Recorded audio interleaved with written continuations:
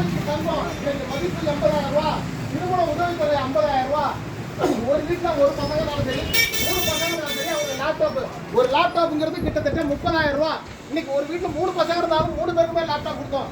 இருசக்கர வாகன மானியம் நீங்க படிச்சு முடிச்சு வேலைக்கு போனீங்கன்னா உங்களுக்கு 2 வீலருக்கு 25,000 வரைக்கும் மானியம் கொடுத்தோம். இன்னைக்கு அம்மா ஆட்சி எடப்பாடி ஆட்சி இருந்திருந்தா இன்னைக்கு அது 50,000 கொடுத்துருப்போம். இன்னைக்கு பாத்தீங்க தாலிக்கு தங்கங்கிறது ஒரு பவுன் 80,000 ரூபாய், கல்யாணத்துக்கு 50,000 ரூபாய், 1,30,000 ரூபாய், இருசக்கர வாகன மானியத்துக்கு 25,000 ரூபாய், 1,50,000 ரூபாய் சேர்த்தீங்கன்னா அது இல்லாம லேப்டாப் சேர்த்தீங்கன்னா 1,85,000 ரூபாய். இது இல்லாம கறவை மாடு ஆடு எல்லாமே கொடுத்தோம். 1,80,000 ரூபாய் அண்ணாதிமுக ஆட்சியில கொடுத்தது இல்ல கொடுத்தோம். ஆனா இன்னைக்கு திமுக ஆட்சியில மாசத்துக்கு 1000 ரூபாய்னா 2.5 வருஷத்துக்கு வெறும் 25,000 ரூபாய் கொடுத்து இன்னைக்கு ஏமாத்து வெறும் விளம்பரம் மட்டும் தான் இந்த கவர்மெண்ட்ல பண்ணிருக்காங்க. அதனால திரும்ப எடப்பாடியார் ஆட்சி வரணும். அதான் உங்களோட நண்பர்கள் சொந்தக்காரங்க எல்லாருக்கும் சொல்லுங்க.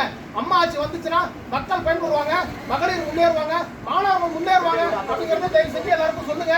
திரும்ப எடப்பாடியார் ஆட்சி வரணும். உங்க தம்பி அண்ணன் தம்பி எல்லாருக்கும் திரும்ப லேப்டாப் கிடைக்கும். அதனால அம்மாவோட ஆட்சி எடப்பாடியார் ஆட்சிக்கு ஓட்டு போடுங்க.